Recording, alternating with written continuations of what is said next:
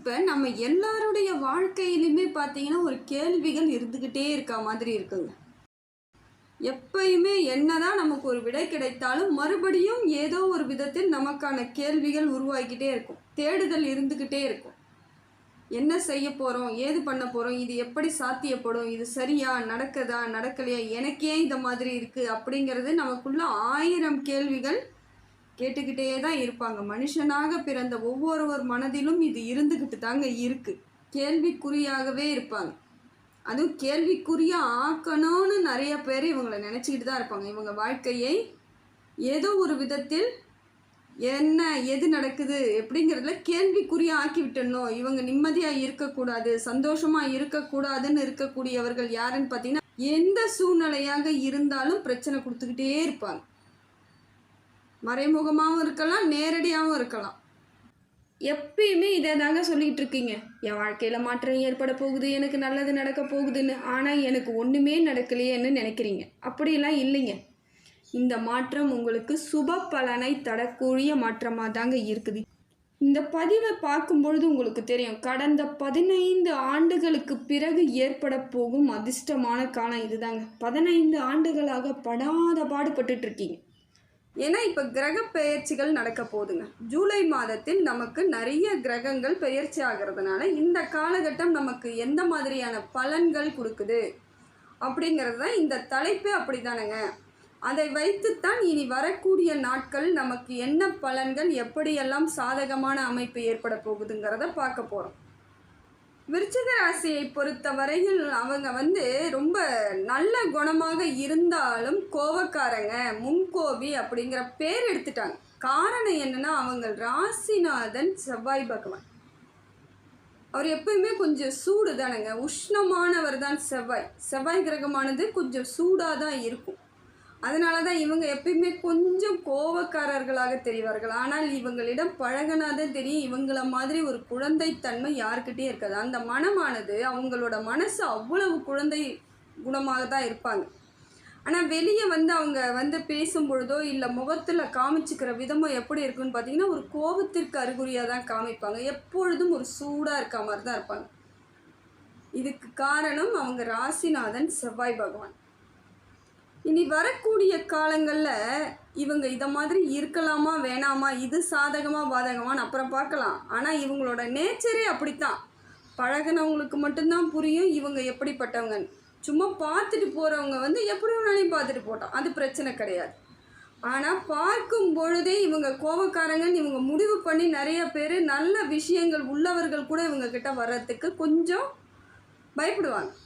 கொஞ்சம் கோபமாக இருக்காருப்பா, நம்ம எதுக்குப்பா இந்த தேவையில்லாமல் இவங்கக்கிட்ட போயிட்டு நம்ம ஏதாவது சொல்லிட்டாங்கன்னா அப்படிங்கிற மாதிரியான அமைப்பில் தான் இன்னைய வரைக்கும் இருக்கீங்க. இதை நீங்கள் கொஞ்சம் மாற்றிக்கணும். இது உங்களுக்கு பாதகமான அமைப்பாக தாங்க இருக்குது. இன்னைய வரைக்கும் பார்த்தீங்கன்னா நிறைய பிரச்சனை, நிறைய கவலை, நிறைய தேவையில்லாத வீண் விரயம் எல்லாத்தையும் சந்தித்ததுனாலேயே பெரும்பாலான விருச்சிக ராசிக்காரர்கள் இயல்பாகவே கோபமாக இருக்கிறதுக்கு காரணம் அதுவும் ஒன்று. ஏன்னா இழப்புகளை பல மடங்கு இவங்க சந்திச்சிருக்காங்க. துரோகத்தை அதிகமாக சந்திச்சிருப்பாங்க. யாரெல்லாம் எதெல்லாம் இவங்க எதிர்பார்த்து இவங்க இப்படி இருப்பாங்களான்னு நினச்சிருப்பீங்க, கடைசியில் அவங்க வேறு விதமாக அவங்க இருந்திருப்பாங்க.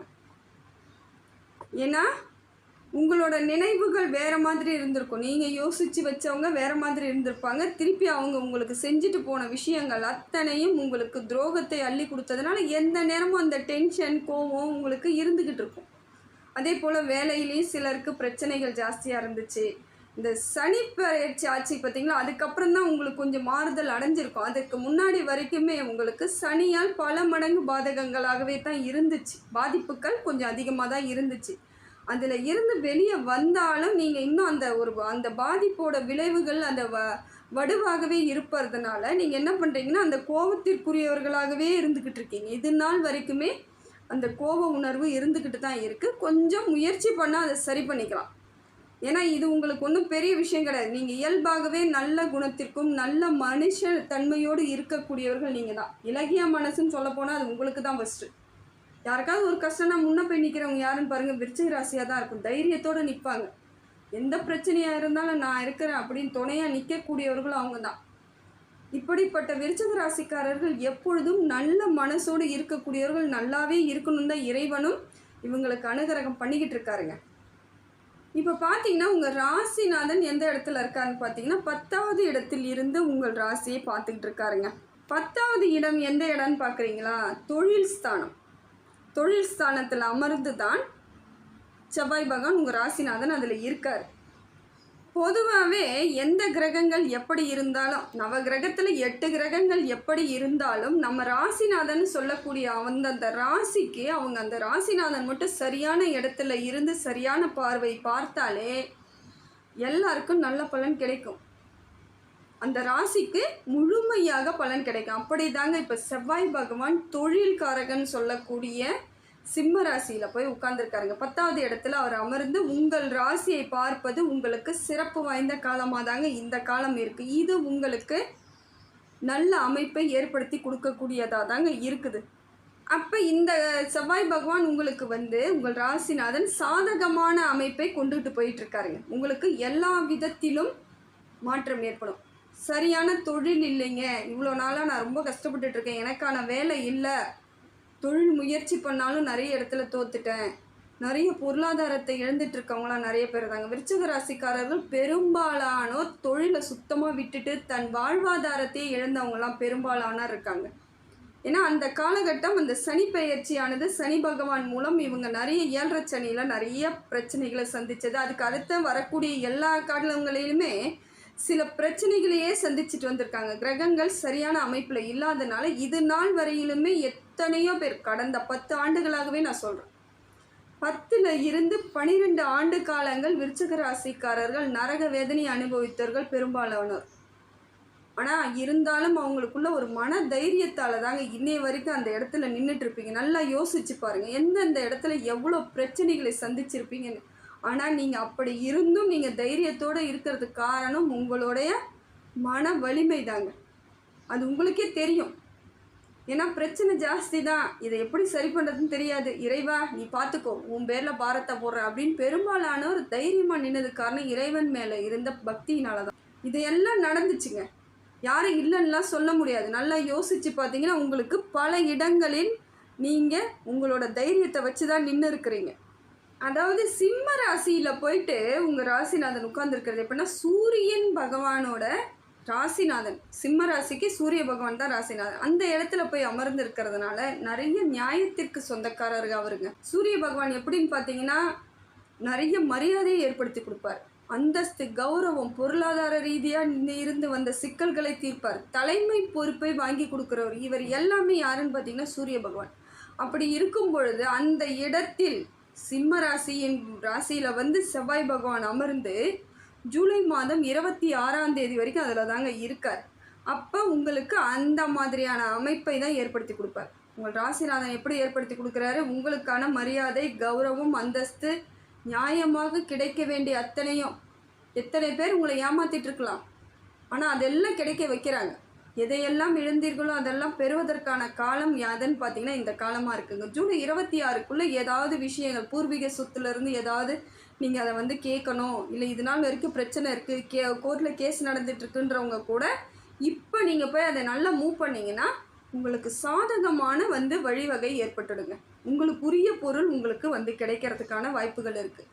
தொழில், மறுபடியும் சொல்கிறேன், தொழில் இழந்தவர்கள் துணிச்சலோடு இருந்தவர்களாக இருந்தாலும் உங்களுக்கானது சரியான அமைப்பு ஏற்படலைன்னு பல இடங்களில் மன உளைச்சலாகவே இருந்திருப்பீங்க.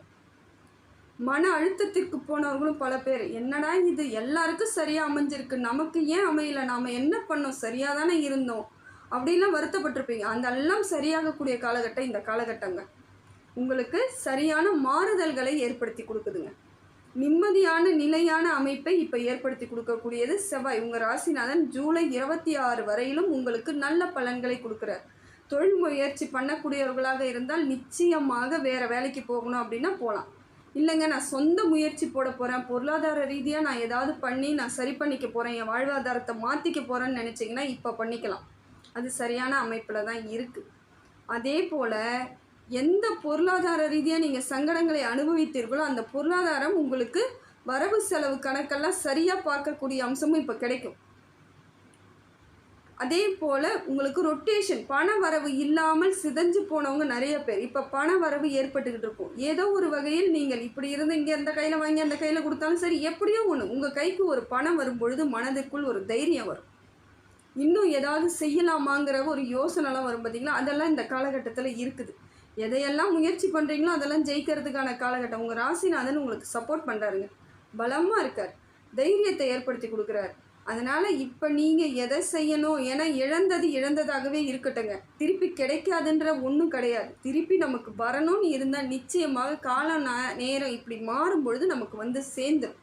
இறைவனோட அனுகிரகம் அதுதாங்க. எப்பொழுதும் எல்லாரும் ஒரே மாதிரியே கஷ்டப்பட்டுட்டே இருக்கணும்னு நினைக்க மாட்டார். அதற்கான கிரக மாற்றங்கள் தான் இதெல்லாம். இப்போ இந்த பெயர்ச்சி உங்களுக்கு நல்ல பலனை கொடுக்குங்க. இந்த ஜூலை 26 வரையிலும் நீங்கள் எதையாவது செய்யணும், ஏதாவது நமக்கு சாதகமான பலன் கிடைக்கணும்னு நீங்கள் யோசித்து வச்சுருந்தீங்கன்னா அதை இப்போ முயற்சி பண்ணுங்கள், வெற்றி அடைஞ்சிருவீங்க.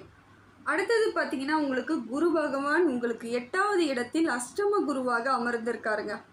இப்போ அஷ்டம குருவாக இருப்பவர் என்ன செய்வார், இவர் நமக்கு சாதகமாக பாதகமானு யோசிச்சிங்கன்னா அஷ்டம குரு வந்து நமக்கு வந்து நஷ்டத்தை ஏற்படுத்துறதுக்கு தாங்க வாய்ப்பு அதிகமாக இருக்குது. அதனால் என்ன பண்ணுங்கள், இப்போ ஏதாவது வண்டி வாகனம் வாங்க போகிறீங்கன்னா உங்களோட பணம் இருந்தால் மட்டும்தான் செய்யணும். தொழில் வந்து முயற்சி பண்ண போகிறீங்கன்னா உங்கள் கையில் பணம் இருந்தால் மட்டும்தான் செய்யணும். வீடு வாங்கிறது, இடம் வாங்கிறது, வீடு கட்டுவது, எந்த வேலையாக இருந்தாலும் சொந்த முயற்சியில் செய்தால் மட்டும் ஜெயிக்கலாங்க. ஏன்னா குரு பகவான் அஷ்டத்தில் இருக்கிறதுனால, 8வது இடத்துல இருக்கிறதுனால உங்களுக்கு சில விஷயங்கள் கடன் வருவதற்கான வாய்ப்புகள் இருக்குது. கடன் வாங்கி ஏதாவது செய்யலாமா, இந்த நேரம் நமக்கு சரியாக இருக்குமா நீங்கள் யோசிச்சிங்கன்னா அது உங்களுக்கு பாதகமாக தாங்க போகும். நிச்சயமாக கடன் வாங்கக்கூடாதுங்க. கடன் ஏற்கனவே இருக்கிற கடனை நான் அடைக்க முடியுமானாலே இந்த காலகட்டம் அடைக்கிறதுக்கு கொஞ்சம் காலதாமதம் எடுக்கக்கூடியதாக இருக்குது.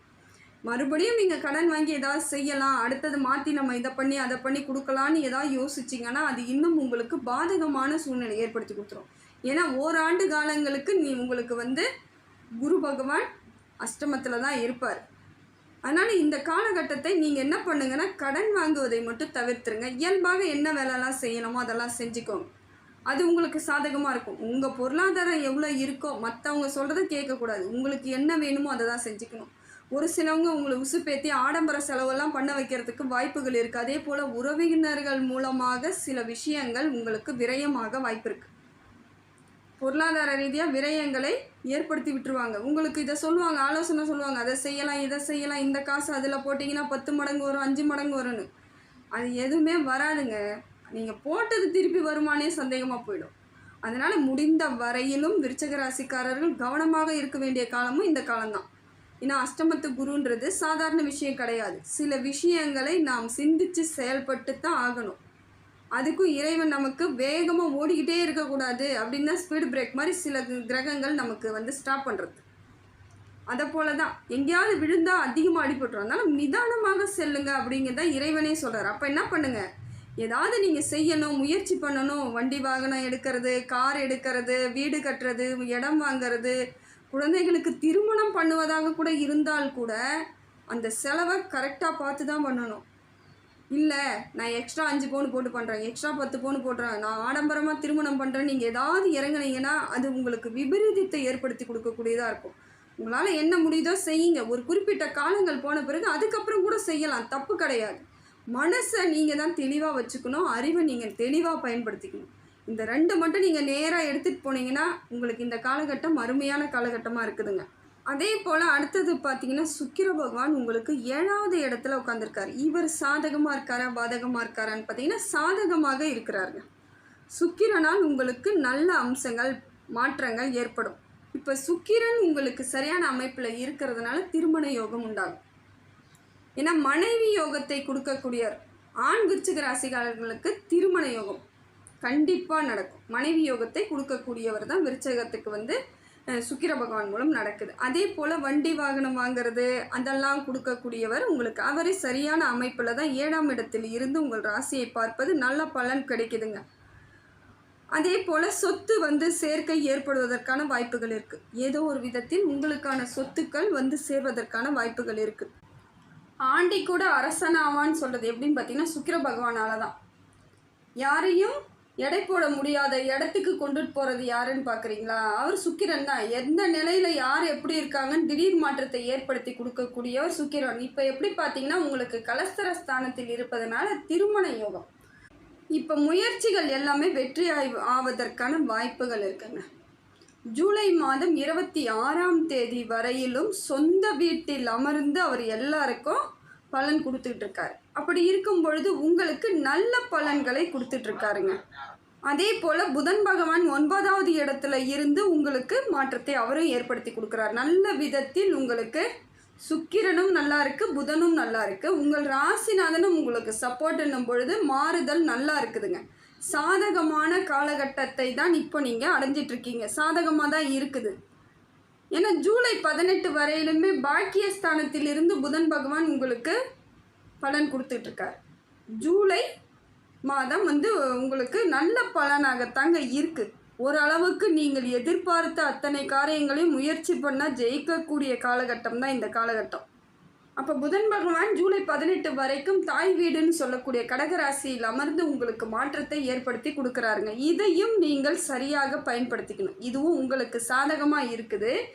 இதை நீங்கள் சாதகமாக ஆக்கிக்கிறது உங்கள் கையில் தான் இருக்குது. சில விஷயங்களை எப்படி கேட்குறது, எப்படி முயற்சி பண்ணுறதுன்னு தெரியாமல் இருந்தால் கூட அது ஏதோ ஒரு விதத்தில் அந்த முயற்சியெல்லாம் நீங்கள் பண்ணும் பொழுது மாற்றம் ஏற்படும். ஒரு சில இடத்துல நம்ம கேட்டால் கிடைக்கும், ஆனால் கேட்க மாட்டீங்க. ஏன்னா உங்களுக்குள்ள ஒரு எண்ணம், நான் ஏன் கேட்கணும், நம்ம கேட்டால் ஏதாவது தப்பாக சொல்லிட்டாங்கன்னா, இல்லை கேட்டதுனால அவமானம் ஆயிடுச்சுன்னா அப்படிங்கிற மாதிரிலாம் இருந்துகிட்ருப்பீங்க. ஆனால் இப்போ எல்லா கிரகங்களும் சாதகமாக இருக்குதுங்க. ஒரு சில வேலைகளை நீங்கள் சாதிக்கணும்னு நினச்சா சில இடங்களில் வாய்ப்பை கேட்டுத்தாங்க ஆகணும். வாய்ப்புகள் இருந்தால் மட்டுமே நீங்கள் ஈஸியாக ஜெயிக்கலாம். இல்லைனா போராட வேண்டிய அதிகமாக போராடிக்கிட்டே இருக்கிற மாதிரி இருக்கும். அது உங்களுக்கு ஏற்கனவே போராட்டத்தோட விளைவு என்னன்னு பார்த்தீங்கன்னா சலிப்பு, ஒரு டென்ஷன், விரக்தி, இதெல்லாம் திருப்பி திருப்பி ரொட்டீனாக வந்துட்டுருக்கோம். முடிஞ்சால் எங்கேயாவது உங்களுக்கு சாதகமான இடம்லாம் எங்கே இருக்குது, உங்கள் வாழ்க்கைக்கு சூழ்நிலைக்கு எப்படி பொருந்துதுன்னு பார்த்து அதன்படி செயல்பட்டிங்கன்னா இந்த காலத்தை கரெக்டாக ஃபாலோ பண்ணிட்டு போனீங்கன்னா ஜெயிச்சிடலாங்க.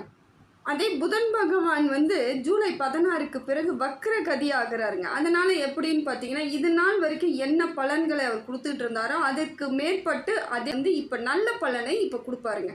வக்ர பெயர்ச்சி ஆகும் பொழுது உங்களுக்கு பல மாற்றங்கள் ஏற்படுங்க.